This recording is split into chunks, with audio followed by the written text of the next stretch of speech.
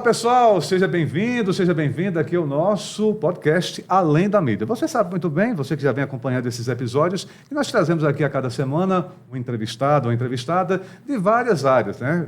Comecei aqui no podcast trazendo o pessoal da comunicação, claro, da minha área, mas também eu trago, né, advogados, eu trago professores, eu trago aqui pessoas aqui de grande relevância aqui para a nossa sociedade, para a gente saber um pouco daquilo que o podcast fala, né? Quem é essa pessoa além da mídia, então? Obrigado a você que está conosco, você que está assistindo agora Cultura TV Aracaju, clica aí no sininho se você não é inscrito, porque toda a transmissão, né, dos programas jornalísticos, as transmissões, né, de festas, né, religiosas, enfim, ou então dos nossos podcasts, você acompanha em primeira mão. Muito obrigado mesmo de coração e você também que vai compartilhando esse vídeo, então. Olha, gente, hoje no Além da Mídia eu tenho uma grata satisfação de trazer aqui uma pessoa que foi uma referência, ainda é uma referência. Imagine, né? Eu lá pequenininho, lá para os meus, 6, 7 anos de idade, assistindo televisão e vendo já ele. E ouvindo também ele, porque ele também veio desse meio maravilhoso chamado rádio, que eu sempre digo que o rádio jamais vai morrer, vai se transformar, né? Olha nós aqui, por exemplo, a gente está num estúdio aqui de TV, web e rádio, né? Microfone de rádio. O rádio ele vai se transformar, vai se coligar com a TV, com a internet, mas o rádio jamais vai morrer. E eu também ouvia um pouco ele, né, junto com meu pai, nos programas de rádio, assistia junto com meu pai, meus pais, no caso, na televisão, e tive a satisfação e tenho a satisfação de tê-lo como um grande professor e um grande mestre, e tenho a satisfação de atuar, né, na mesma profissão que ele, no jornalismo. Satisfação de trazer hoje Carlos França. Ô, Rosendo. Carlos França, até me enganchei aqui. Não, mas então, Rosendo, olha, eu lhe Carlos agradeço. França, seja bem-vindo, Carlos. Muito obrigado. Eu fico muito feliz por estar aqui com você. Né, você sabe que a nossa amizade é uma coisa muito séria, muito importante, né? Sim. Eu hoje sou seu admirador, você já foi meu, hoje eu sou seu. Enfim. Nós somos admiradores, então. Não é verdade. E porque eu acho que você escolheu a profissão certa, aquela profissão que cabe. O comunicador já nasce comunicador. Eu sempre digo, Carlos, que assim, no dia que você me disser assim, não, eu sei de tudo, eu sou aquele comunicador. Não. Pode me demitir, pode me afastar. Porque, eu sou uma eterna. Eu sempre digo, até na minha música, que as formaturas hoje em dia tem aquelas músicas, né? Aí eu botei na minha formatura aquela música tradicional de Gonzaguinha. Né? O que é? Um eterno aprendiz. Nós somos um eterno aprendiz. A gente não pode ficar preparado nunca. Aprendiz, porque no dia que você chegar a ser preparado, já tá pronto já para ir para outra dimensão. A gente nunca vai chegar. Graças a Deus, viu? Graças a Deus. Graças a gente nunca é pronto.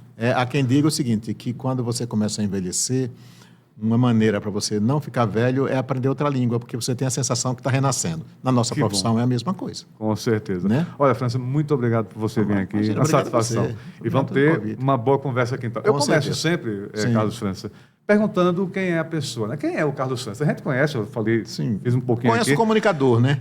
Quem é o Carlos França, além de ser comunicador, além da mídia? Além da mídia, né? Quem é Carlos França? Onde é que Carlos França nasceu? É filho de quem? Vamos lá. Bom, eu sou um cidadão, como qualquer cidadão comum, apaixonado pela comunicação. Eu nasci em Santo Amaro das Brotas, na Grande Aracaju. Santamarense, né? Graças a Deus. Quem nasce em Santo Amaro. Em Santo Amaro. Eu tive esse privilégio de nascer em Santo Amaro das Brotas. Foi um presente de Deus. Muita gente diz assim, onde nasce é a capital do mundo. Para você, a capital do mundo é Santo Amaro das Brotas. Para mim, a capital do mundo é Santo Amaro. Eu tive a satisfação de conhecer Santo Amaro num trabalho aqui de transmissão aqui na Rádio Cultura. Nunca tinha ido. Então, aí eu estou morando aqui em Aracaju, porque aqui a gente se estabelece por causa das facilidades, a coisa, emprego, enfim, profissionalmente. Sim. Mas eu amo Santa Maria e sempre eu vou na minha terra, viu?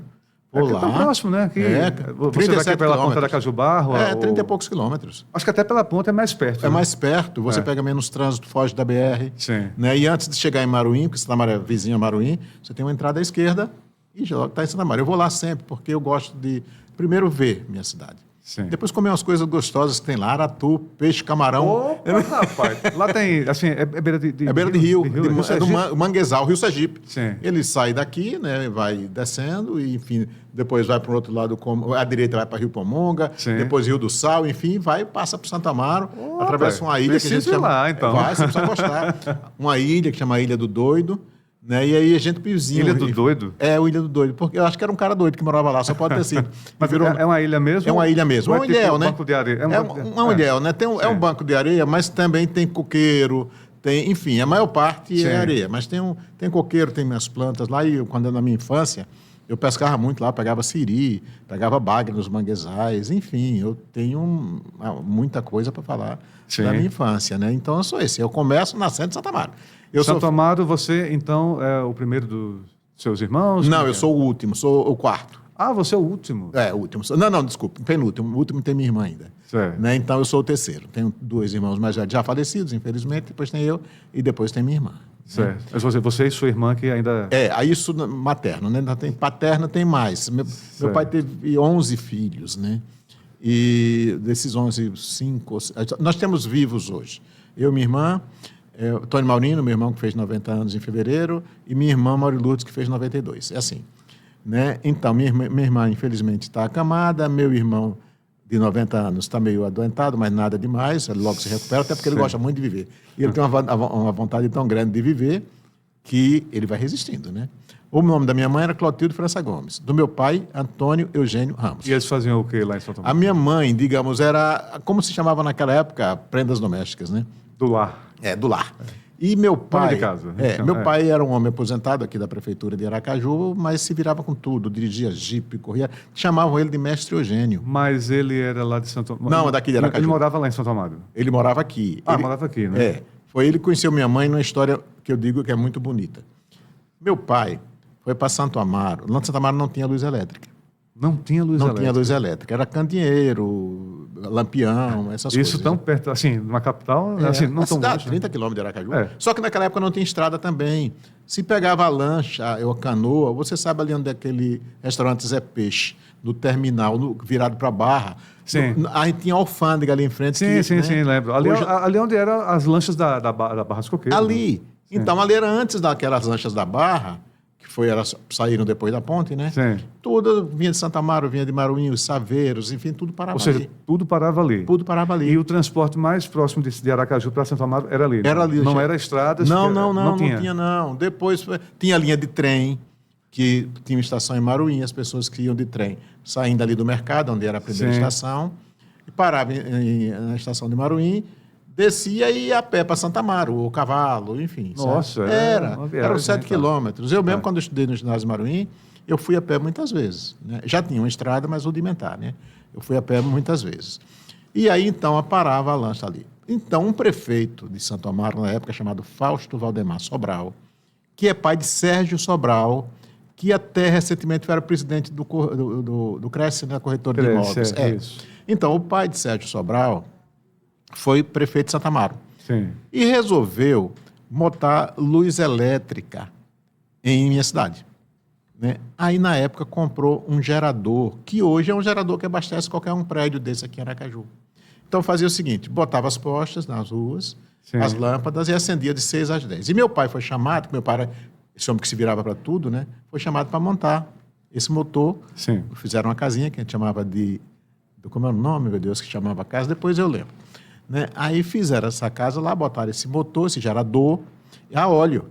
E acendia às 6 e terminava às 10. Meu pai morava aqui em Aracaju, mas se estabeleceu lá em Santo Amaro durante esse período. E lá ele conheceu minha mãe e eu nasci. Por conta do gerador. Por conta do gerador. Ou seja, literalmente deu a luz à cidade. Veio depois, mais na frente, claro, Carlos França. Carlos França, né? Graças a Deus. Aí eu agradeço muito a meu pai por isso. Quer dizer que isso foi no... Já vou terminar Eu vou dizer, dele. Não, já falei, eu tenho 75 anos, eu nasci em 49. Ou seja, no final da década de 40 que foi chegar o gerador. Né, o gerador, então, eu nasci em 28 de novembro de 49, quer dizer, no final de 49 foi chegar, da década de 40 que nasceu, e aí, ali 50, só em 58, quando o doutor Elber Ribeiro, dono da usina Caraíbas, que foi prefeito de Santa Amaro, que ele botou a luz de Paulo Afonso lá em Santa Amaro. Eu já me lembro, eu tinha 8 anos, já me lembro perfeitamente desse episódio. Como é que foi a chegada da luz de Paulo Afonso? Era luz de Paulo Afonso, era. E o seguinte, puxava de Maruim, porque Maruim já era mais adiantado do que a gente, né? Aí, o doutor Elber fez o convênio lá com a hidrelétrica, com a Chesf, não sei nem se na época era Chesf, mas que era Chesf, Companhia de Elétrica de São Francisco. Então, lembrando que só tinha Paulo Afonso, só tinha Paulo nada Afonso. De Xingó, nada, Xingó é de ontem. Xingó é um dia desses, Um dia desses, Aí o doutor Elber fez esse convênio lá com a Chesf, puxando a energia que já estava em Maruim, e em 1958 inaugurou, até é um marco até hoje lá na cidade, inaugurou essa energia elétrica. E eu, menino, com 8 anos, eu estava lá. 2 fatos que eu me lembro bem, quando eu tinha 8 anos, um foi a chegada da energia elétrica e outro foi o Brasil ganhar a primeira Copa do Mundo, 58 lá na Suécia. Na Suécia. Ah, você acompanhou pelo rádio, claro, né? Enfim. Não foi bem assim, não. Vou te contar como é que foi. Não, mas já tinha energia. Já tinha energia, já porque aí foi o seguinte, seu Nelson Lima, já falecido, fez um cinema em Santa Mara em 55. Sim. Né? E aí ele tinha um serviço de som, alto-falante, que a comunicação era pelo alto-falante. Ah, o alto-falante. E tudo saía dali. Né? Aí seu Nelson era um dos poucos que tinha rádio na cidade, botava o rádio para transmitir o jogo pela Rádio Globo, essas maiores emissoras do país. Que chegava aqui no Nordeste. No né? Nordeste, né? Isso. Aí, a cultura foi em 69, né? 59. Foi depois. Foi um ano depois. É. Então não tinha cultura ainda. Ele pegava por só lá. Tinha o quê? A Difusora e Liberdade. Só tinha Liberdade, duas. que não tinham potência. E jornal também. Jornal. Não, o jornal veio depois da cultura. Depois da Liberdade. A cultura que veio depois da jornal. Primeiro veio a Peripê. Depois a Liberdade. Depois a Liberdade, depois a jornal. A jornal e depois a cultura. Foi. Pronto. Aí nós só tínhamos 4 emissoras. Depois, em 67, é que o Dr. Jorge Leite fez a Rádio Esperança. Isso. E veio até lá, enfim. Aí depois as emissoras começaram a se proliferar no interior, mas naquela época a primeira rádio do interior foi 1º de maio de 67. Rádio Esperança e Distância. Né? Então, aí seu Nelson botava, a rádio dele era potente, o prédio que ele estava. O alto-falante nesse caso, né? Aí retransmitia pelo rádio. Mas aí, no caso, assim, ele pegava o sinal da Rádio Globo. E ele, no sistema de alto-salão da cidade. Pegava a cidade inteira. Porque era pequena. Era pequena, né? A cidade pegava a cidade inteira. Aquelas bocas de som, né? Enfim. Não, era só um.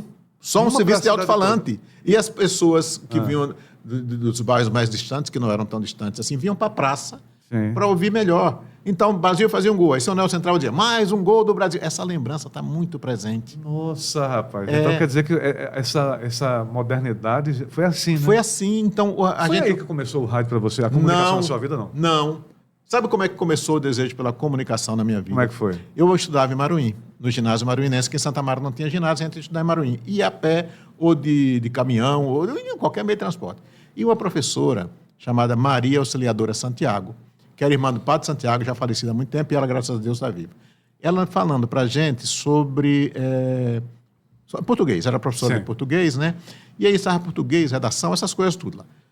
E ela falando sobre a importância da comunicação. Ela disse, até no silêncio você tem comunicação. E ali, eu ouvi aquilo, eu disse, meu Deus, mas foi para isso que eu nasci, para fazer comunicação. Você tem uma ideia, Rosendo? Não é da sua época, mas as bicicletas antigamente tinham faróis. Sim, eu lembro. Lembra? Que tem aqui, é um dínamo. Um dínamo. Você pedalava... E aí o dínamo ia rodando e gerava... E aí gerava a luz, no caso, né? Então era comum você descartar aqueles faróis que pareciam um microfone. Rapaz, eu pegava aquilo ali depois e começava a narrar futebol, a narrar tudo que acontecia através daquele microfone, sabe? E aí... Você narrava futebol o quê? Tudo da várzea. É um menino jogando bola. Não era de botão, que não tinha isso na época, Não tinha, não. Eu futebol fingia. De várzea, né? Futebol de várzea. Não era nem o futebol propriamente dito, era um lugar pequeno onde as pessoas jogavam bola. Mas você se incentivava dos meninos jogando bola. E você... bola com não sei quem. Bola. Aí, por exemplo, fabricava um nome. Tinha um jogador que foi do Leônico, depois do Bahia. O nome dele era Didico. E eu aí, fulano é o Didico. Bola com o Lourinho Didico, não sei o que. Sabe aquela coisa da paixão, do amor, né? Aí depois a vida melhorou, porque seu João Costa, que era prefeito de Santa Amaro, botou um serviço de som na prefeitura. E aí eu fui chamado para ir para o serviço de som. Serviço de som, que já não era só um alto-falante. Não, aí tinha o do cinema. Sim. Tinha o do serviço da prefeitura e tinha um outro de seu Lucas Francisco de Araújo, já falecido. Mas isso tudo era espalhado pela cidade, não? Eram 3 pontos, né? Tinha o cinema, tinha a prefeitura. Ou seja, eram 3 tipos de coisa. Só uma boca. Não eram várias bocas na cidade, não era não. Como existiam... Nas favelas do Rio existiam várias bocas em vários cantos. Não tinha não. Era só o serviço de som. E aí a gente fazia o noticiário, no final da tarde, Milton, que era um rapaz que já faleceu também, ele fazia musical, e domingo ele deixava por minha conta, porque era a época da Jovem Guarda, e eu ia apresentar. Eu mandava recado de Roberto namorado. Carlos. Era, Roberto Carlos, me lembro bem, Cátia Silene, esse pessoal todo daquela época da Jovem Guarda, Vanderleia, né? Tudo isso você tocava no sistema sistema de som da prefeitura. Da prefeitura. Né? E claro, saía as notícias da prefeitura. Sabia, né? A gente fazia noticiário. É mesmo? Eu fazia noticiário. Era eu, Teotônio Neto, né, que foi diretor aqui da Rádio Cultura. Sim, né? Teotônio também foi com você naquela época? época? Meu amigo de infância. Foi ele que me botou em televisão. Mas ele é de Santo Amaro, não? Não, ele é de Carmópolis, mas ele tinha 2 tias que moravam em Santo Amaro. Sim. E aí, ele ficava muito na casa das tias dele. Nossa, vocês começaram, né? Vocês dois que trabalharam juntos na TV de Sergipe, né? Enfim. Isso, nós começamos praticamente juntos. Ele começou antes de mim no jornal, no Correio de Sergipe, que era dos Diários Associados. Sim. Né? Ele começou antes de mim, ele começou com 16 anos.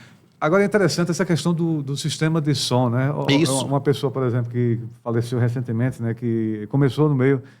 Léo Batista, Sim. ele sempre fez questão de dizer, comecei também, não foi o mestre Léo Batista. Outro mestre. Outro mestre Léo Batista. O Elton Elias começou no serviço de alto-falante. Eu, uma vez, conversando com ele, disse, Elton, ele disse, eu também.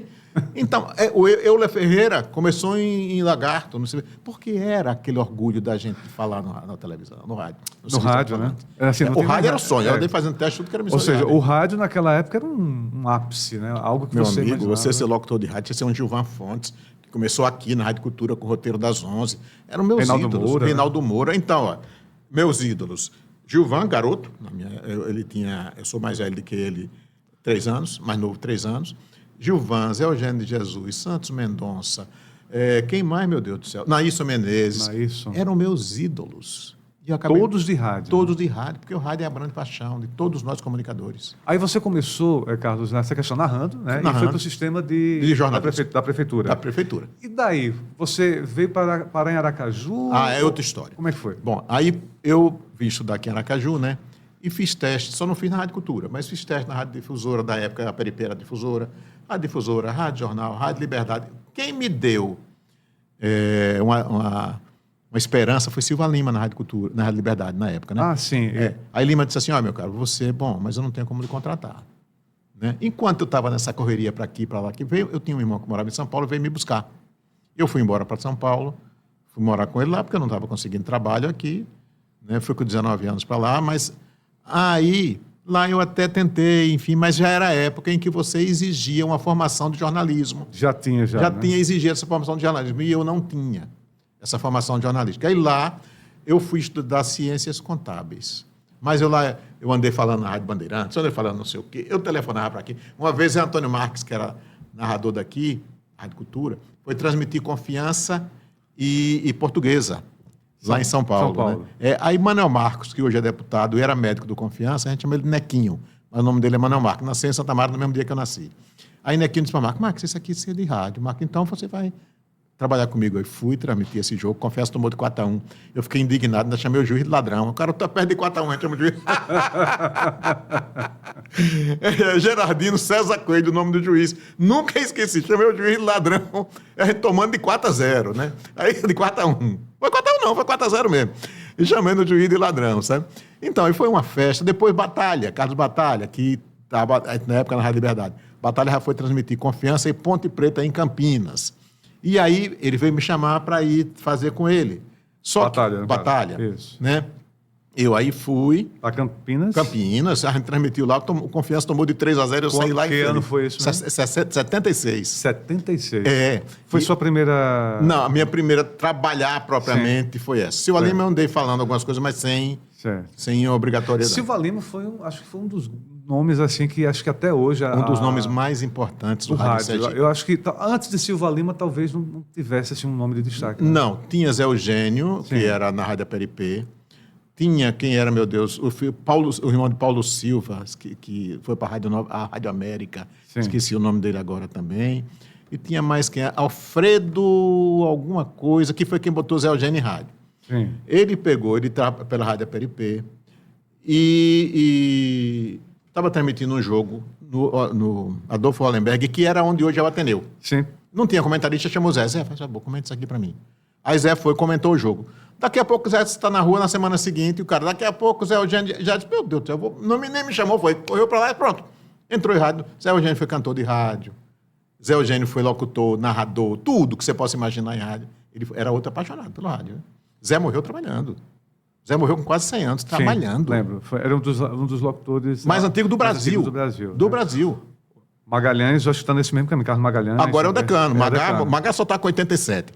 Mas é o decano. Mas eu acho que é o mais... É o mais antigo. Ainda em atividade. Magalhães é outra história linda. É outro que eu fiquei muito amigo também. Como é que você conheceu Magalhães? Magalhães eu conheci primeiro ouvindo, né? Sim.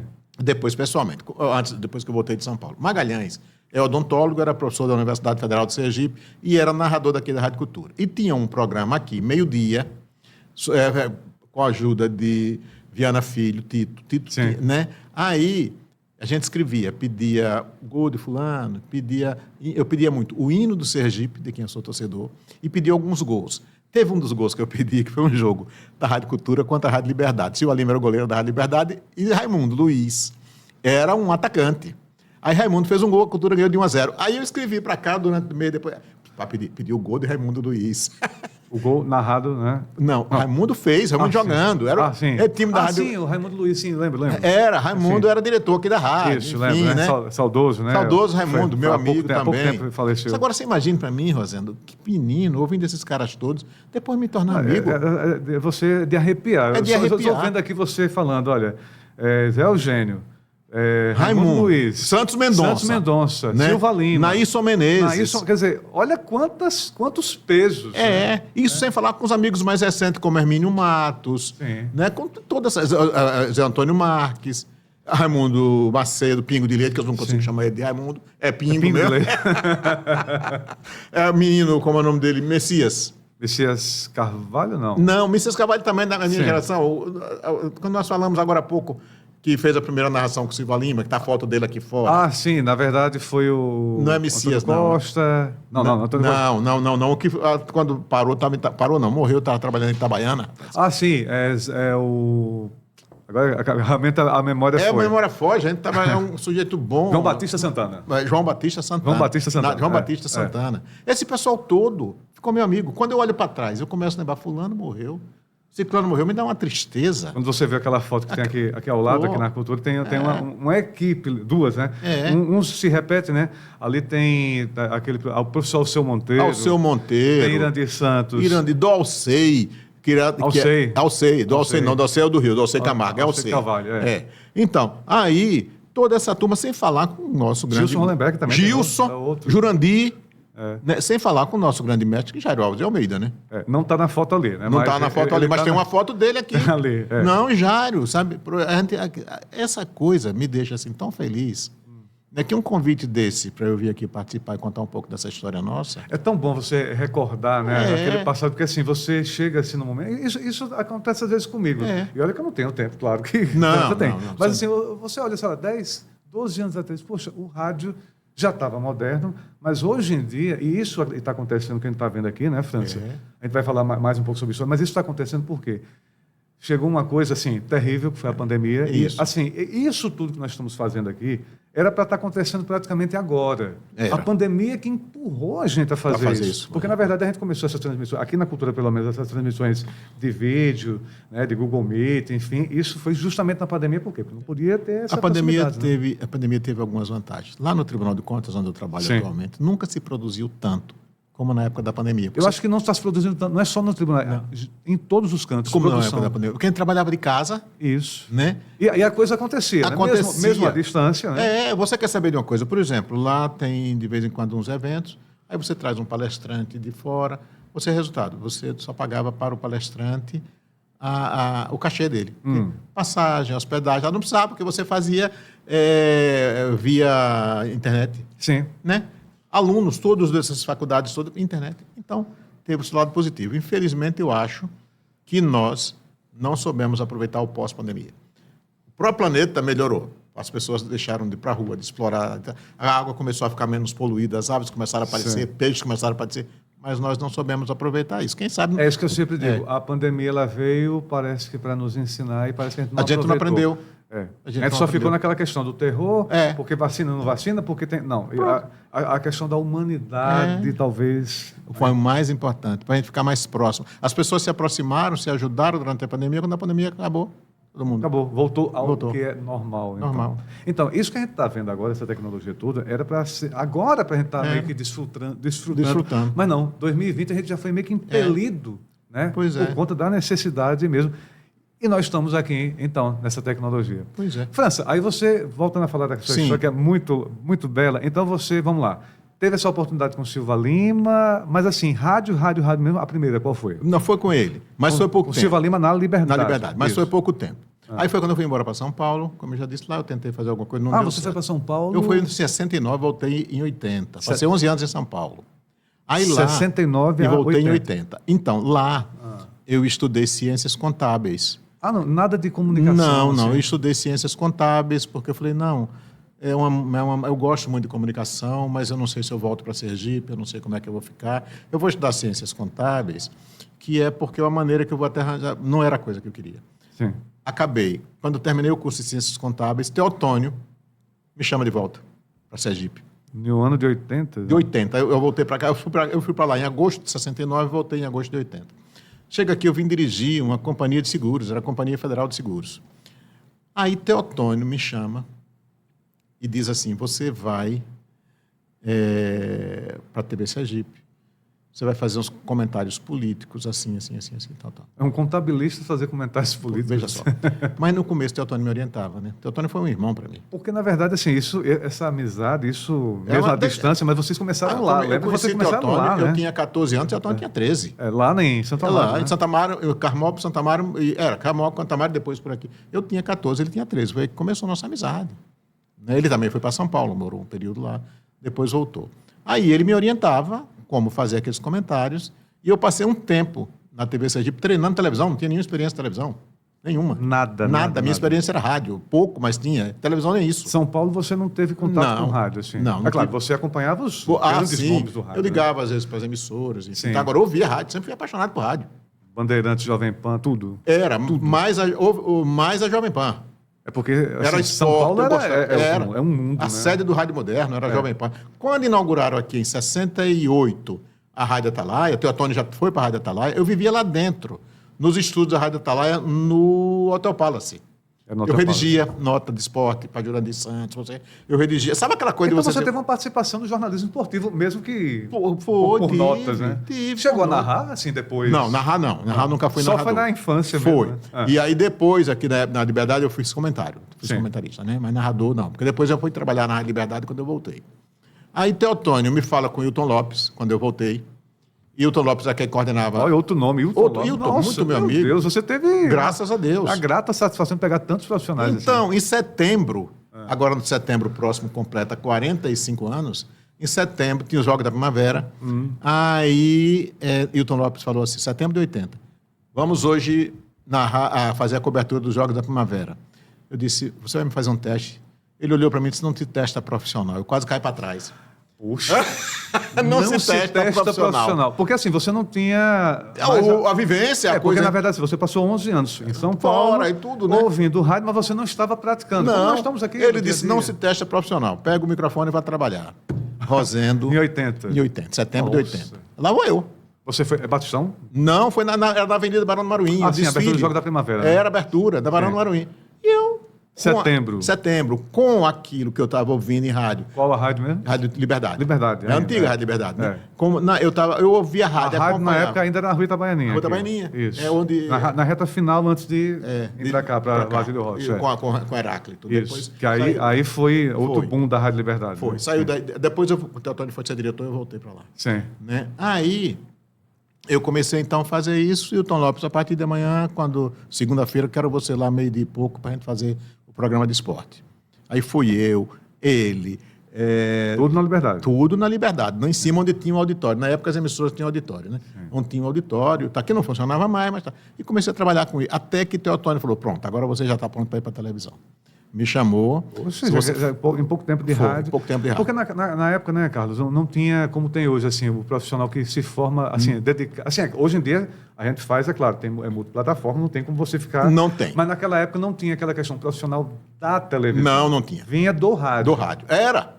90% praticamente. 90%. Não existia, assim, sei lá, um William Bonner.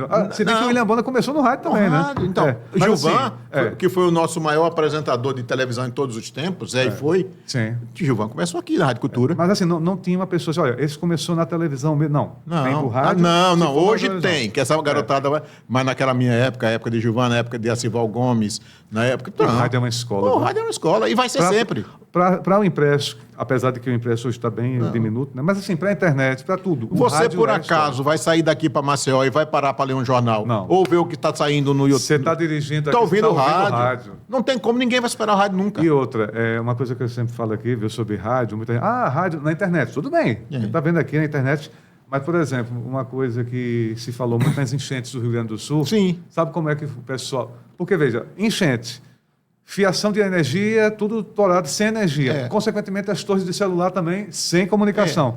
Como é que esse povo se comunicava? Rádio. Rádio de pilha. Olha, deixa eu lhe contar uma história, uma curiosidade. Deixa eu lhe contar uma curiosidade do rádio de pilha lá em Santa Amaro.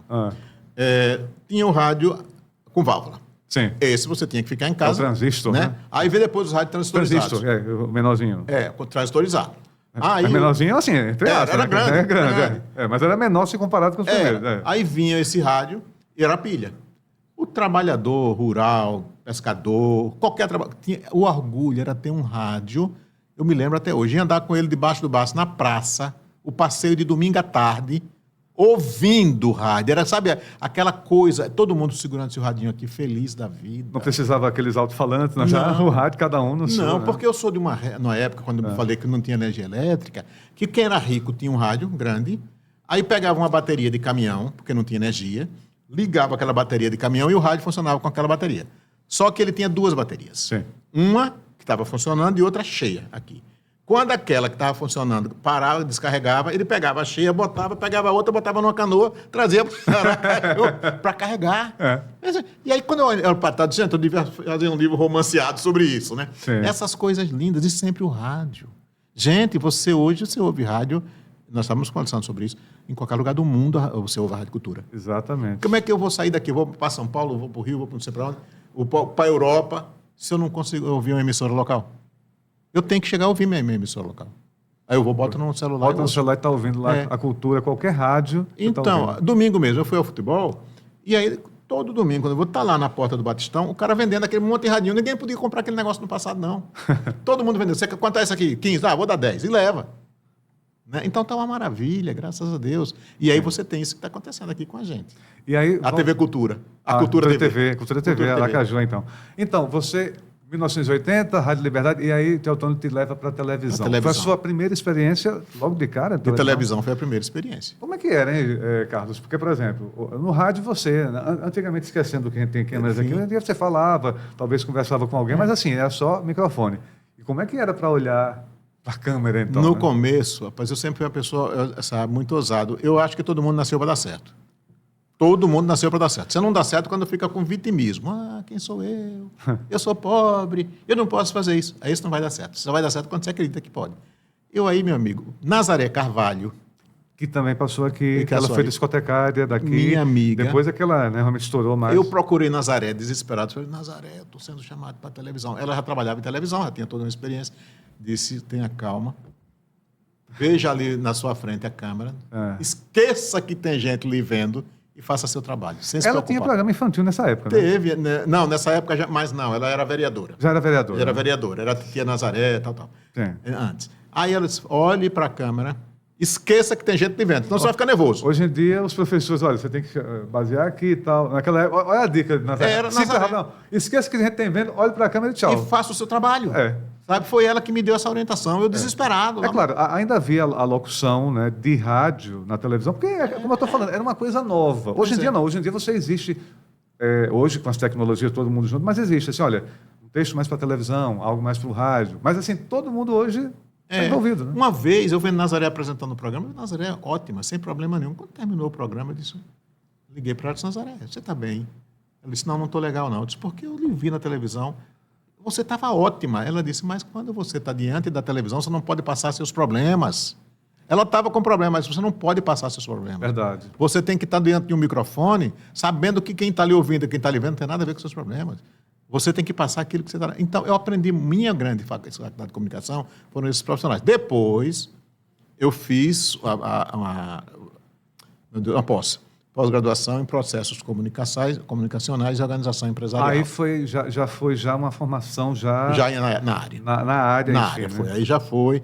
Eu fui professor da UNIT, eu fui professor da FANES, já em pós-graduação, dado o curso de rádio. Do Senado, meu professor, viu, gente? Então, curso de rádio. Eu chamo ele de mestre França até hoje. Então, foi na primeira, eram 3, 4 módulos. Foi no primeiro módulo. Foi, no primeiro módulo, História da Comunicação. Olha, Carlos França, Barroso Guimarães, tinha Akira, tinha Chiquinho Carlos, né? Francisco Carlos. Não era o Chicão da Paradinha, mas Chiquinho, era. Grande. Olha, tinha uma Elito Vasconcelos. Elito Vasconcelos. Eu ainda quero trazer você aqui, viu, Elito? Elito Vasconcelos. Isso. Né? Era essa turma, sabe, que foi ideia de Fernando Cabral em colocar um curso de rádio aqui. E foi maravilhosa aquela ideia, né? De você profissionalizar, realmente, trazer. E quantos nomes, né?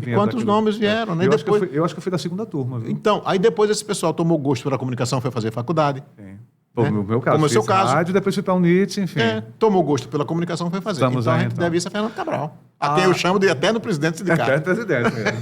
Então, foi a TV Sergipe.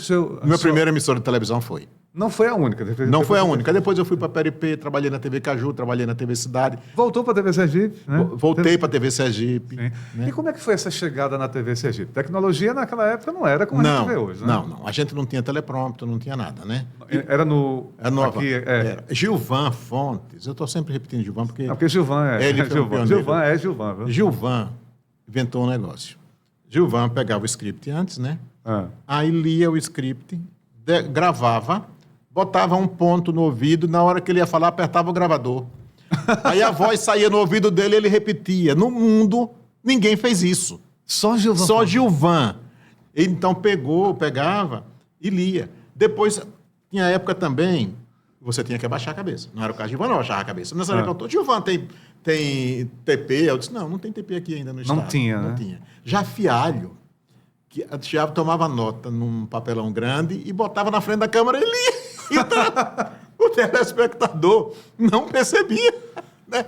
Aí foi quando Mozart Santos, que foi meu superintendente na TV Sergipe, comprou um teleprompter. Aí já foi uma revolução. Meu amigo, você imagina. Já foi uma revolução. Foi uma revolução. Você andava com o script. Era. Porque aquilo podia cair. Mas assim, já tendo um negócio ali, nossa, ali. Então. Eu acho que até vocês perderam assim o costume. Gilvan, não, vou tirar esse negócio aqui, será que eu tiro, não tiro? Então, não, Gilvan deixou de usar o ponto, né? Que era do gravador para ele. Né? Aí depois desse teleprompter, aí vieram outros. Tinha um que era uma esteira, você botava uma câmera aqui em cima da esteira. Espelhos, né? Os espelhos, e ia passando e aparecia lá. Sim. Aí depois já veio hoje é tudo. Hoje é tela de computador já direto. Você está na sua sala, você percebeu que tem uma informação errada, você... Corrige. Né? Alguém chegou com a notícia de última hora, você... Naquela época da gente não era assim, não. Mas assim, você já foi para reportagem de rua ou apresentar? Não. Depois que passou essa fase de fazer comentário político, Mozart disse, a partir de hoje quem vai fazer os comentários é Gilvan Fontes, você vai para a rua fazer reportagem. Aí eu fui indo me dei bem. 80 e quanto isso aí? Não, eu comecei na TV Sergipe em dezembro de 81, né? Acho que lá para 82, por aí, que eu já fui para a rua. Naquela época, você praticamente não tinha repórter de vídeo. Você ia lá, fazia entrevista e só botava a entrevista. Não aparecia a passagem, como a gente faz hoje? Não, naquela época não tinha disso. Depois é que veio um diretor do Rio, chamado Jorge Melo, que Mozart ligou para Alice Maria, disse, Alice, eu estou precisando de um diretor aqui, tal. Alice, eu estou preparando uma garotada para isso. Você mandou o Jorge Melo para cá. Jorge Melo já trouxe do Rio esse hábito. E aí botou eu, Carlos França, eu, Lé Ferreira, Carlos Ferreira, essa turma para fazer reportagem de vídeo. Não tinha antes isso. Não tinha. A passagem que a gente chama. Não chama. Você só tinha... Nem o texto você fazia. Gilvan era quem lia. Passava o texto para Gilvan lia... E aí entrava a reportagem. Ou seja, só era o off do apresentador, as imagens, e aí você só via mal a mão do repórter. Mal a mão do repórter. E depois aí que passou a ter, né, o repórter ter que ter o texto final. Sim. Hoje a gente tem que ter o texto final. E isso já foi nessa época, então, já veio uma ordem da Globo, que acho que já estavam fazendo lá. Jorge já veio para cá, Jorge Melo. Aí já foi treinando vocês. Foi e disse assim, não. Aí trouxe um repórter com ele, chamado Ricardo Pereira, que na época chamava Ricardo Lisboa. E Ricardo começou a fazer isso e a gente começou a ir seguindo, né? E foi onde começou a implantar o repórter de rede. E eu tenho a felicidade de ter sido o primeiro repórter de Sergipe para botar matéria na Rede Globo. Eu lembro. Foi. Porque, assim, antes, Carlos, acho que você há de concordar, e muita gente diz assim, nossa, mas quando passa... Não, hoje, graças a Deus, isso já é coisa do passado. Sim, nós temos hoje, fantástico, tem carro. Naquela época, diz assim, nossa, só passa notícia de Sergipe quando é uma tragédia, quando é um acidente. Mas, veja... Isso acho que era uma necessidade, talvez, Porque, assim, preço, por exemplo, preço do, sei lá, da cesta básica. Hoje em dia é uma coisa comum, mas você, naquela época, poxa, preço de cesta básica de Aracaju. De Aracaju. Bota Rio São Paulo. Mas hoje não. Hoje, graças a Deus, tem não, hoje nós estamos numa abertura na TV Globo mas muito antigamente grande. tinha esse imagem, não, Sergipe só passa tragédia. A Globo não queriam nem receber as imagens da gente. Mas né? assim, tinha algum resquício? Era por conta da tecnologia? Tinha tecnologia. Ou era por conta de dizer assim, não, eles ainda não estão no mesmo nível? Tinha o desinteresse e tinha também a tecnologia. A gente, quando tinha... No começo, né? Depois passou a ter lá em cima. Ou seja, a emissora que era só retransmitir o sinal da Globo, não tinha uma participação como tem hoje. Quando queria mandar uma matéria para a Globo, a gente tinha que vir aqui na Embratel. Gerava daqui. Sim. Aí foi que o seu Newton Linhares, que era da Embratel também, que era diretor técnico da TV Sergipe. Seu Linhares, eu lembro. Seu Linhares, dele, que implantou lá o sistema para a gente gerar de lá. Mas aí, por exemplo, a matéria ia, chegava lá, voltava. Aí já foi. Aí quando dizia valeu, acabou. Aí a matéria já tinha ido e voltado umas 2 vezes, que desgastava a imagem. Hoje não. Hoje o pessoal do núcleo de rede lá pega a matéria, está pronto, bota lá. Ou seja, eles já têm assim, a mesma cabeça do pessoal do Rio que pensa assim. Então, olha, todo eu mundo quero isso. Pronto, acabou. Uma matéria sobre turismo. Sobre o caranguejo lá da orla. Pronto, enfim, aí eles botam lá e já sabor, sai de lá, meu amigo. Aí então quer dizer que você foi o primeiro Foi o primeiro repórter de rede. Que ano foi essas 85. matérias? Foi as primeiras matérias a primeira foi em 85. Da TV Sergipe. Da TV Sergipe, Globo. Foi. Antes disso, teve uma matéria que foi minha também, mas eu não apareci, que foi do Festival de Arte São Cristóvão. Essa aí eu fui lá, fiz as imagens, botei as informações. Nestor Amazonas era o meu diretor na época, mandou para lá e botou reportagem Carlos França, mas narrado pelo pessoal de lá. O texto foi daqui, mas narrado pelo pessoal de lá. Como foi eu que fui em São Cristóvão, eles deram crédito, né? Reportagem Carlos França. Depois, em fevereiro de 85, vinha um caminhão do Rio, São Paulo, não sei, trazendo um produto chamado pentaclorofeneto de sódio, conhecido como pó da morte. Sim. Aí esse caminhão, quando chegou aqui no posto da Polícia Rodoviária Federal, foi parado. Aí Carlos Alberto Souza, que era o diretor de jornalismo de então, já falecido, toda vez que eu falo de já falecido, meu Deus do céu. Aí Carlos Alberto Souza vai lá fazer essa matéria. Eu fiz, Carlos Alberto pegou, gerou a matéria para o Rio. Não é que a matéria saiu no jornal hoje. É mesmo? Foi. Rapaz, quando eu parei ali, eu olhei... 85, fevereiro de 85. Eu parei ali e falei, não é possível. Você fez o texto da forma naturalmente como você faria para cá. Para cá. É porque, geralmente, quando é assim, uma matéria... Assim, às vezes a gente faz alguma matéria aqui para a cultura, assim, para a Rede Vida, eu, né? A equipe, nós aqui, eu já fico pensando, não, tem que fazer um texto... Pode, para entrar. Se vai entrar, não vai entrar, não é problema meu. O meu texto é aquela questão de dizer assim, olha, eu tenho que localizar... Porque, assim, se eu fizer algo para nós... E vai que eles querem, né? Exato, Vai que eles querem. Porque, sei lá... Uma posse que teve recentemente tipada em Frei Paulo. Onde é que fica Frei Paulo? Na região agreste de Sergipe. Então, eu tenho que dizer isso no meu texto, porque isso vai para lá. Porque é o seguinte, aqui em Sergipe nem todo mundo sabe que é na região agreste. Você não está dando nada demais. Talvez o Frei Paulo, quem mora aqui, conheça. Mas quem é lá do Rio, São Paulo, mas aqui, mas nem todo mundo sabe que Frei Paulo fica na região agreste. É uma informação importante. Isso serve aqui, serve lá. Serve lá. Informação não cai demais. Exatamente. Informação não cai demais. E aí, quer dizer, você fez o texto normal... Normal, e Carlos Alberto gerou.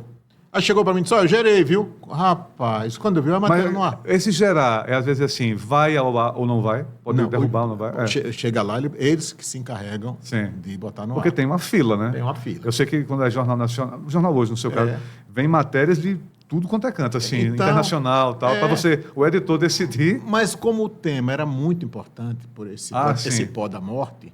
Pó da morte. Eles botaram no ar. Foi parado, né? Foi parado. Foi. Então, aí... Começaram a ouvir outras matérias, eu mandava e eles aceitavam, eu mandava, eles aceitavam. E tinha uma moça lá que era editora do Jornal Hoje. Tinha Carlos Xereda, que depois foi diretor de jornalismo, e depois foi diretor-geral da Globo e saiu da Globo, né? Aí a moça chamava Rosa Maria Vasconcelos, e a gente chamava ela de Rosinha, né? E Rosinha começou a gostar do meu trabalho e botar minhas matérias. Eu falei, eu vou fazer uma gracinha com Rosinha. Na época, a CNI ainda hoje tinha sede em Brasília, mas tinha uma subsede no Rio. E tinha... Dr. Albano era o presidente da CNI. Aí eu liguei para uma senhora que era secretária do Dr. Albano e disse, não me lembro o nome dela agora, olha, eu estou querendo mandar flores para uma moça chamada Rosa Maria Urbaneto, na redação da Rede Globo. Aí ela disse assim, você mande o dinheiro com o cartão pelo malote que sai da Federação das Indústrias. Quando chegar aqui, eu compro e mando. Eu mandei o cartão, mandei o dinheiro. Hoje você chega com Pix e paga a floricultura lá, né? Malote, né? Dinheiro. Malote naquela época. Né? Pix, meu Deus do céu. Aí ela escolheu as flores, anexou o cartão e levou para a Rosinha lá, né? Rapaz, Rosa disse que quando recebeu, ela quase desmaia. A gente recebia a correspondência pelo Telex. Telex. Era. Hoje em dia não é o WhatsApp, meu Deus. Não é. Era o WhatsApp do passado. Tantos anos atrás. Ela né? aí botou no Telex, a gente recebia tudo o que ia acontecer, as matérias que ia sair naquele dia do jornal, as matérias que chegaram, tudo botava lá no Telex. Sim. E ela botou um agradecimento público. Né? E chorou, disse assim, eu apenas me dedico a fazer um jornal melhor, não sei o que. Ficou toda feliz da vida, né? Essa Rosa era do Rio? Rosa Maria Rubanete. Ela era gaúcha, mas trabalhava na Rede Globo. Isso, na central do Rio de Janeiro. Né? Você chegou aí lá na Globo? Muitas vezes. Porque assim, acho que tem alguma capacitação, ou enfim, não sei, alguma atualização de repórteres e tal. Em 87, eu fui fazer estágio na Globo a convite de Alberico Souza Cruz, que era o diretor-geral de jornalismo. É um dos grandes nomes, né? Então, em 87, Schroeder, que na época era editor do Hoje, ligou para mim e disse, França, o nosso chefe, Alberico Souza Cruz, está querendo que você venha passar uns dias aqui, que ele está gostando de suas matérias. Aí eu falei com o doutor Albano ligou para... o doutor Albano para mim também foi fantástico, né? Aí ligou para lá, meu amigo, e eu fui, passei um mês entre o Rio e São Paulo. Quando eu estava no Rio, um rapaz chamado Alvaci disse, você quer aprender jornalismo? Não é que não, você vai para São Paulo. Aí me mandou para São Paulo, eu fiquei lá... A Globo de São Paulo. A Globo de São Paulo. Ele disse, lá é que você vai aprender jornalismo. Aí saí do Rio, fui para São Paulo... Aí mandam pelo Telex. O repórter Carlos França te apresenta na Rede Globo dia tal. Então o pessoal que sabia. Eu não sabia que ninguém estava sabendo dessa história. Mas assim, lá no caso você participava do dia a dia na rua? Eu era repórter de rua. Era repórter de rua. Aparecia no vídeo? No vídeo, normal. Fiz várias matérias. Né? Por exemplo, lá em São Paulo? Em São Paulo. Rapaz, então, aí teve... Da Globo de São Paulo? Da Globo de São Paulo. Puxa. Aí teve um descarrilamento de um trio em Itaquera, onde hoje tem o campo do Corinthians, na época não tinha. Itaquera, sim. Né? Aí, rapaz, ninguém queria. Manda o estagiário. Aí eu era o estagiário, o interesse era todo meu. Aí me ligaram para o hotel que eu estava, eu saí andando, fui para a TV Globo, local lá, esqueci, da TV Globo São Paulo, que eu esqueci o nome agora, tinha Marechal Deodoro. Era a Praça Marechal Deodoro. Era. Em frente, que agora embaixo do Minhocão. Agora é Marginal Pinheiros. Então, exatamente. Aí eu ia para Marechal Deodoro, porque eu fiquei na Avenida Angélica, eu ia andando no meio da rua de noite, meia-noite, 1h da manhã, e me meti por aqueles bairros todos de São Paulo, feliz da vida. De lá fui... Porque você já morou em São Paulo, né? Morei em São Paulo, já conhecia, né? Aí, quando me viram no Jornal da Globo local, o pessoal que trabalhou comigo, disse, Carlinho tá aqui, foi uma correria, sabe? Isso lá em São Paulo? Lá em São Paulo, as pessoas que me conheciam, enfim. Não, e quem era em Sergipe? A sua família lá em Santa Amaro? Assim, todo mundo. Nossa! Eu em Santa Amaro, hoje eu sou tão querido pelos meus irmãos santamarenses, sabe? Eu amo tanto eles também, né? Que... Graças a Deus, que é bom você poder dar alegria aos seus conterrâneos, seus amigos, sua família. E nessa primeira ida da TV Sergipe, você ficou até que ano? Bom, aí aconteceu o seguinte, eu fui repórter, apresentador do Bom Dia. Apresentador do Bom Dia Sergipe. Durante 10 anos, apresentei o Jornal da Globo local, enfim. Aí quando foi em janeiro de 90, eu comecei lá em 81, janeiro de 90, Mozart Santos me chamou. Disse, eu estou com um problema, eu preciso de você. Eu preciso que você venha ser diretor de jornalismo, porque que você me ajude. Eu falei, putz, eu queria ser a repórter, né? Mas eu fui. Porque quem é repórter para sair da rua... Eu vou ser sempre repórter. Repórter de rua, eu sempre digo, é uma aula. Eu aprendi com Joel Silveira, o grande Joel Silveira. Grande Víbora. Se você... Víbora. Víbora. Exatamente. Quem chamou ele de Víbora foi... Na época de Getúlio Vargas, né? Foi, mas foi o dono... Assis Chateaubriand. Assis Chateaubriand. Assis chamou ele de Víbora, porque ele era Víbora mesmo. Porque quando ele foi se apresentar, Assis Chateaubriand, disse, você é jornalista, professor, então escreva um texto aí sobre a Paixão de Cristo. Então, estou contra ou a favor? Aí Chateaubriand, você está contratado. Não precisa dizer mais não, está contratado. Então, aí Joel Silveira veio ser secretário de Cultura aqui de Valadares. E eu, lógico, eu sempre procurei essas pessoas para... Né? Aí fui conversando com o Joel, ele me disse, eu sou repórter, eu vou ser sempre repórter. E você bota na sua cabeça, você vai ser diretor, vai ser apresentador, vai ser o que você é repórter. Tenha sempre seus ouvidos e olhos abertos para todos os lados. Uma vez um professor lá no jornalismo da UNIT, né, Vicchiati, né, eu só me lembrei agora do sobrenome dele, segundo período da UNIT, ele falou uma coisa que até hoje eu lembro. uma vez jornalista, tipo, quem é torcedor do Flamengo, não sou mais o cara dela. Eu sou corintiano. Tá bem, né? Tá bem. Também? Então, parabéns. Não, ele falava assim, porque lembra um pouco o hino do Flamengo, né? Ele falava assim, olha, eu vou botar uma coisa na cabeça de vocês de agora, na aula, e que isso sirva para a vida, e serve até hoje, o professor Carlos Alberto Vicchiati. Ele é um paulista, acho que eu sei quem é. Carlos Alberto Vicchiati. Acho que ele já voltou para São Paulo. Eu tenho até um livro dele lá em casa. Uma vez jornalista, sempre jornalista. Você pode ir para a área que for, você pode ir dentro do jornalismo, você pode ser diretor de jornalismo, você pode ser, sei lá, editor de imagem, editor de texto, no rádio, editor de áudio, enfim. Você pode até fazer uma parte administrativa, mas nunca você vai deixar de ser. Acabou. É o que eu brinco às vezes. Até hoje eu levo isso para minha vida. Quando algum estudante de jornalismo... Vou fazer jornalismo. Ele falou, olha, meu amigo, ainda é tempo. Se quiser desistir, desista, porque depois que entrar... Isso ele me disse no segundo período. Ele disse, olha, quem quiser desistir de jornalismo é isso aqui, isso aqui, isso aqui. É agora. Se não desista Primeiro período, né? Muita teoria, aquela questão, o pessoal queria já pegar na cama e disse, calma, minha gente. Mas veja, o grosso da agora é do segundo, terceiro período. Aí você não quer mais sair. Pronto. O meu terceiro período foi muito apertado, mas eu digo, é isso que eu quero. É isso. Então é assim que a coisa é uma acontece. realização. Olha, eu fui secretário de comunicação. Aí, assim, na TV Sergipe você foi diretor de jornalismo. Fui diretor de jornalismo na TV Sergipe. A partir dos anos 90. Exatamente em janeiro de 90. Saí em dezembro de 95. Sim. Foi quando o doutor Albano foi governador e ele não estava aparecendo na Rede Globo como aparecia na CNI. O CNI ele era presidente da maior instituição da indústria brasileira. Né? Acho que um dos maiores donos da CNI, da CNI foi Albano Franco. Né? Ele aí disse assim, e agora? Aí ele trouxe o irmão de Zé Carlos de Andrade. Zé Carlos de Andrade era diretor de jornalismo na TV Globo e trouxe o irmão de Zé Carlos de Andrade... Zé Carlos foi quem ele trouxe. Evandro Carlos de Andrade, que era diretor. Evandro, que morreu. Depois Zé Carlos morreu recentemente. Aí ele trouxe Zé Carlos na esperança de que Evandro facilitasse, porque era o irmão dele, não aconteceu nada. Não aconteceu nada. Porque o doutor Albano, enquanto presidente da CNI, ele era notícia. O governador de Sergipe, você sabe, sem demérito para o nosso estado, mas nosso estado é um estado pequeno. Muro Baixo, né? Muro Baixo. Isso. Né? Aí você vê de São Paulo, do Rio, da Bahia, de Pernambuco, você vê do Rio Grande do Sul. Mas aqui é que nós temos hoje uma fase muito melhor, viu? Sim. Né? Porque hoje nós temos Paula lá como editora de rede, temos Carla Suzane, esse pessoal todo está conseguindo muito mérito botar no... Não, e hoje, assim, méritos, assim, eu estou aqui numa emissora de rádio, enfim, que agora é web também, mas assim, a gente tem que dar mão à palmatória, porque assim, é claro, não só os colegas da TV Sergipe, mas também da TV Atalaia, enfim, que a gente está vendo muito mais Sergipe, assim, eu falo positivamente no sentido daquilo que eu falei agora há pouco. A gente só vê Sergipe com tragédia, claro, tem que se mostrar. A gente vê São Paulo, Rio também, mas quando você vê assim uma matéria, sei lá, de Barco de Fogo, da nossa culinária, você vê os sabores do Nordeste, acho que foi da Globo agora. Você, tudo bem, regional, só para os estados do Nordeste, mas quando você vê Sergipe, poxa, você... Mas olha, eu vibro quando eu vejo, não só matéria de rede, quando eu vejo uma matéria boa, que eu amo isso. Eu vi uma matéria boa, outro dia teve uma matéria que é de Mafé, acho que no São João, eu mandei uma mensagem para ela parabenizando, porque isso é uma coisa que me faz bem, eu gosto. Apesar de ser meus colegas de trabalho, não trabalho junto com eles exatamente, mas às vezes eu pego esses links, essas matérias assim daqui, Nordeste, São João, que teve muitas, mando para os meus parentes lá de fora.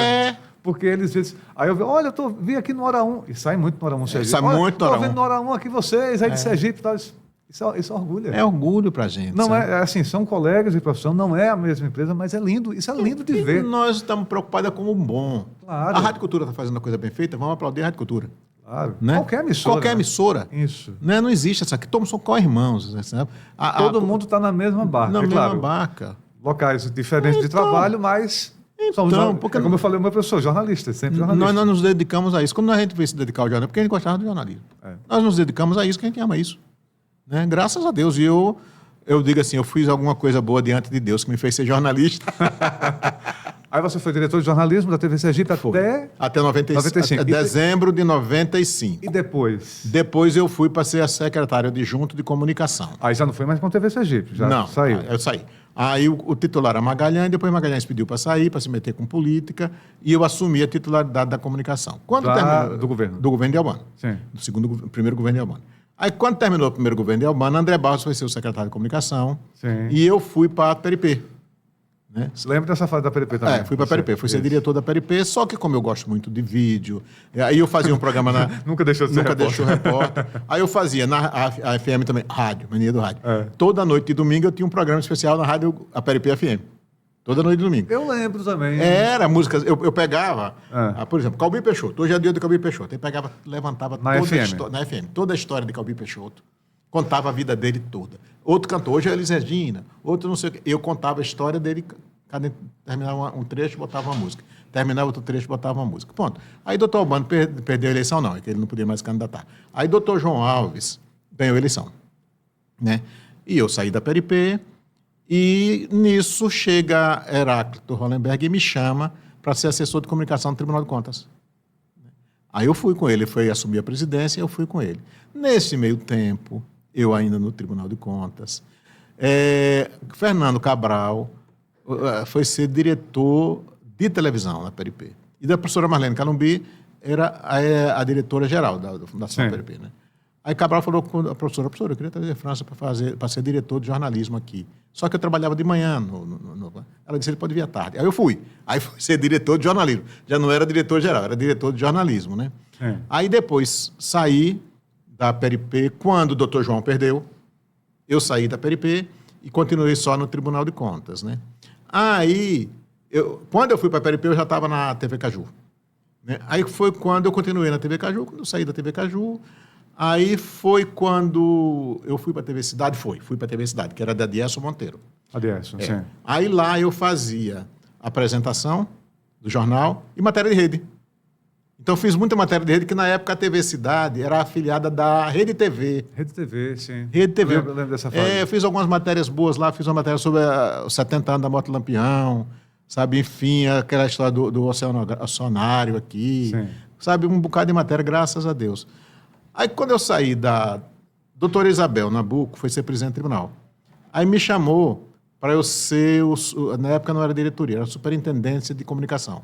Eu tinha sido assessor, depois fui com ela para ser superintendente de comunicação, já tinha sido com o Reinaldo Moura, depois o doutor Isabel saiu, veio o Carlos Alberto Sobral de Souza, eu continuei, depois veio o doutor Carlos Pina. Aí o doutor Carlos Pina fez a diretoria, mas botou a Cássia como diretora, mas ainda continuei como superintendente, sabe? Coordenador, aliás, não era superintendente, coordenador. Como coordenador. Depois que o doutor Carlos Pina saiu, aí veio o Clóvis Barbosa.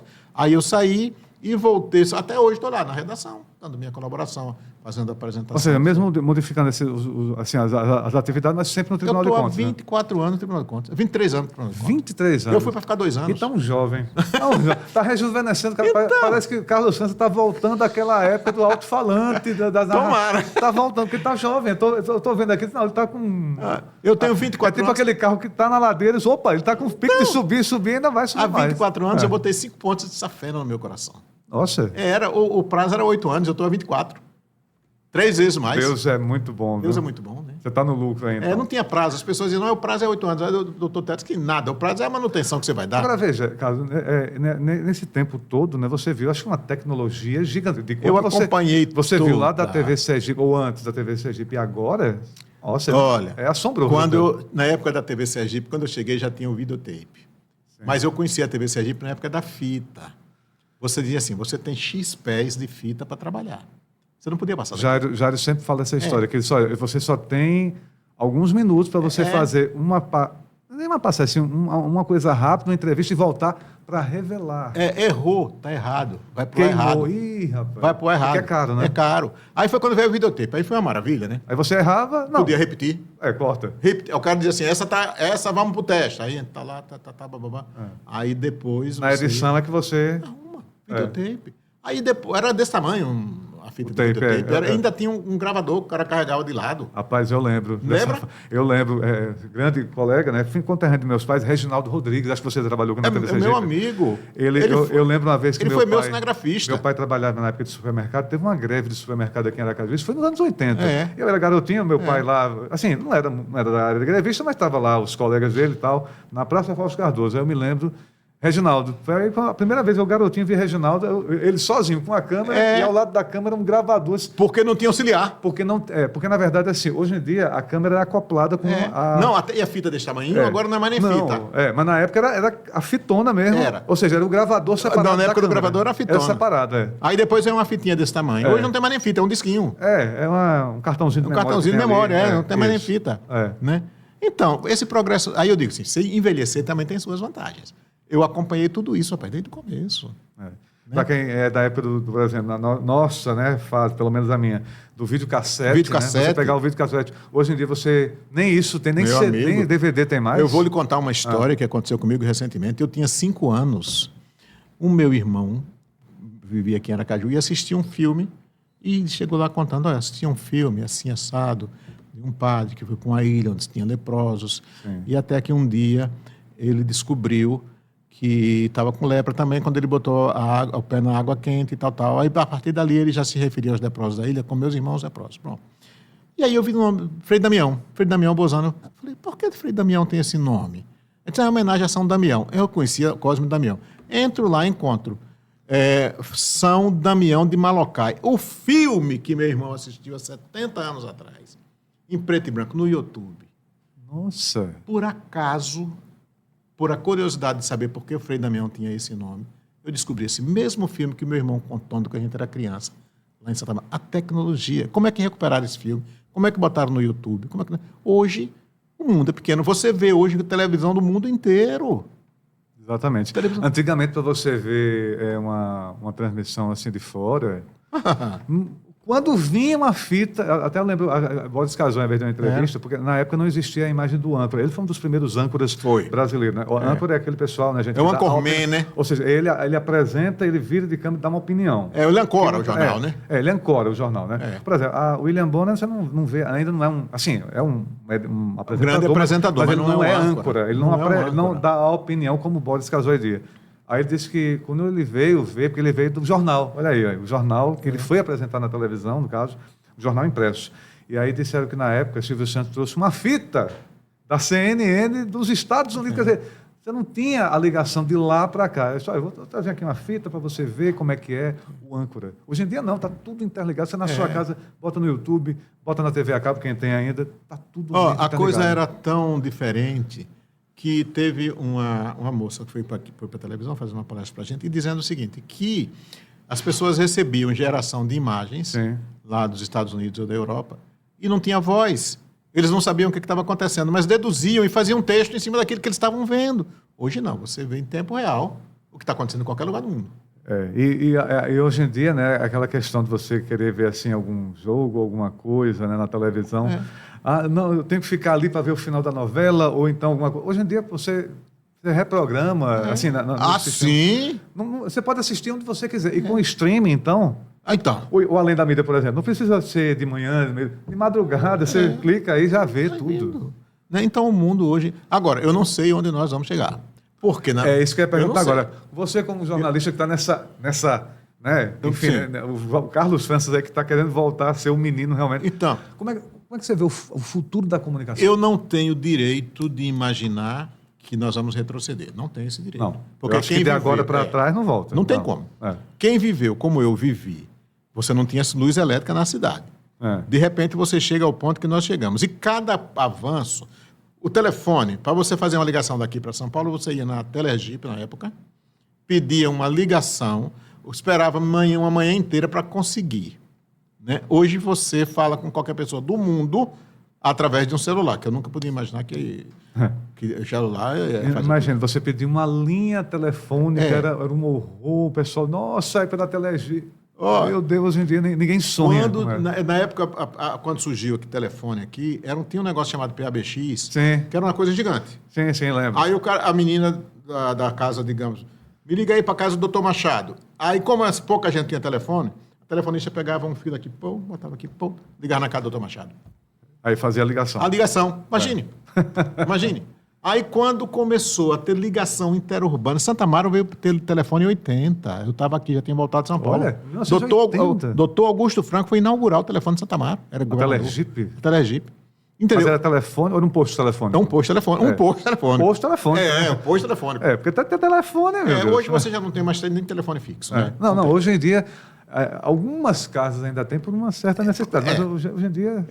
Então, Correios, então. Né? Praticamente o WhatsApp já tirou as cartas. Você está entendendo? Quer dizer, então a coisa funcionava desse jeito. Hoje você não liga para Santa Amaro para um número fixo.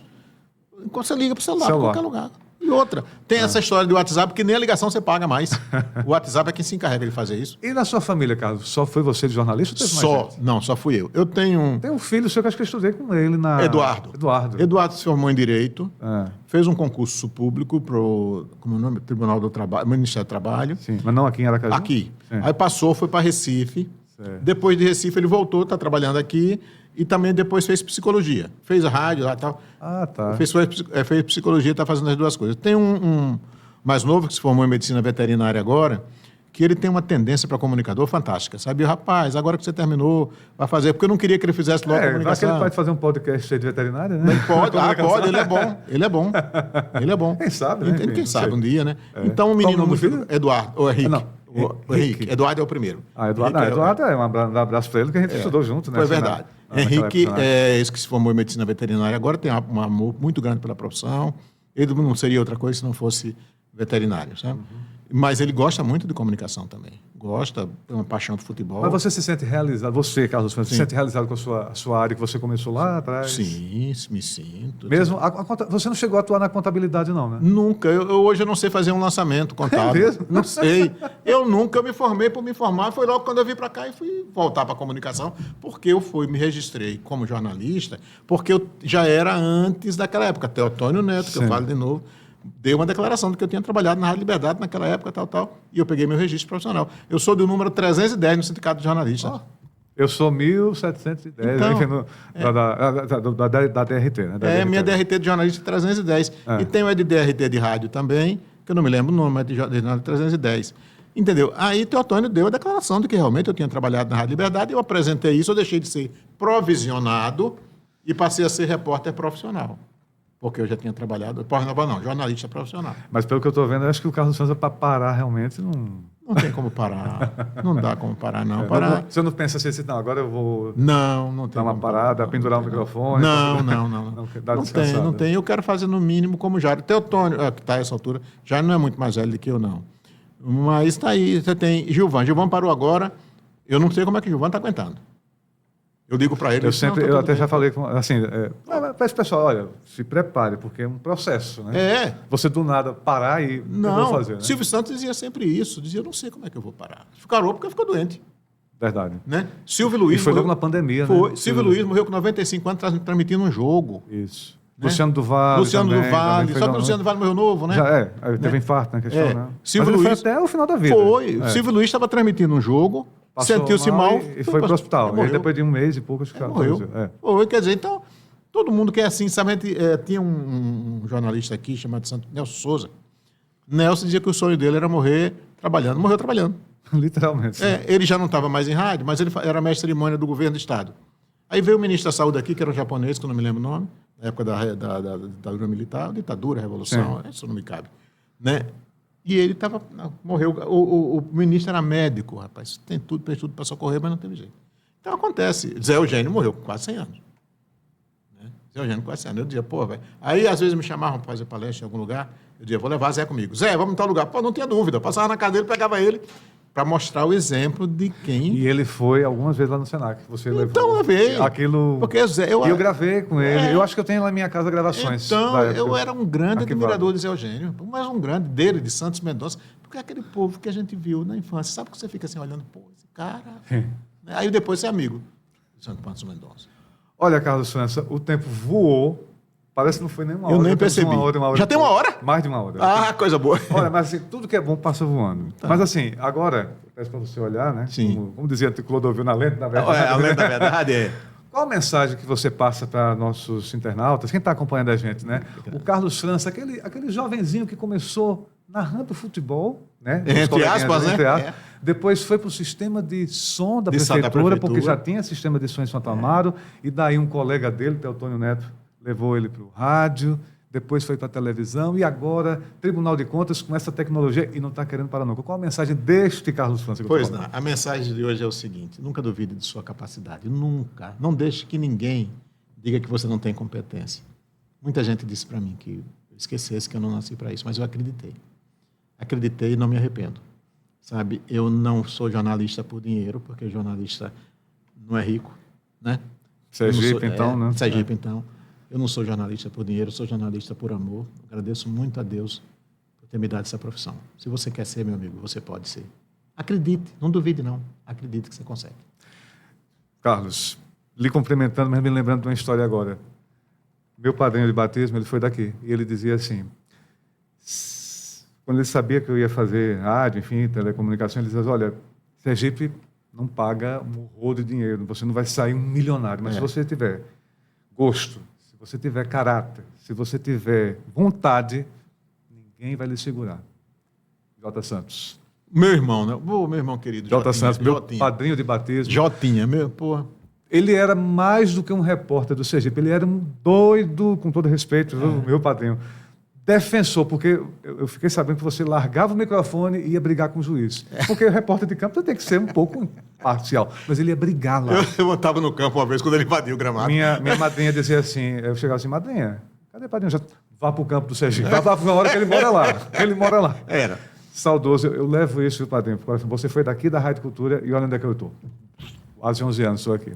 César, mais uma obrigado, vez, viu? muito obrigado. Não, Rosendo, eu que estou feliz por estar aqui com você. Olha, eu acho que eu vou ter que marcar uma... Né? Para estar na Rádio Cultura. Parte 2, né? Com o Carlos Batalha, eu fiquei 2 horas. Ele não contou 5 minutos da história dele, porque é muita coisa. E ele relembrou os fatos dele e tem aqueles fatos, aqueles assuntos, então. Mas... quem sabe mais na frente, então? Vamos esperar. Eu estou vendo aqui um Carlos França mais jovem do que o início, viu? Muito obrigado, viu, Rosendo? Um abraço, então. Muito obrigado a você César, que nos ouviu até agora. Né? Valeu, então. Um abraço, meu irmão. Olha, gente, esse foi mais um episódio do Além da Mídia com o Carlos França, uma satisfação que eu tive de trazer, como também tenho a satisfação de trazer tantas pessoas aqui no nosso Além da Mídia. Obrigado a você que ficou conosco, você que já clicou aí, né, no sininho e vai compartilhar toda vez que tiver uma transmissão, é claro, você vai ficar sabendo em primeira mão. Um abraço ao nosso Diego e também ao Ender Levi na gravação aqui do nosso podcast. Cultura, um sinal de Deus no ar.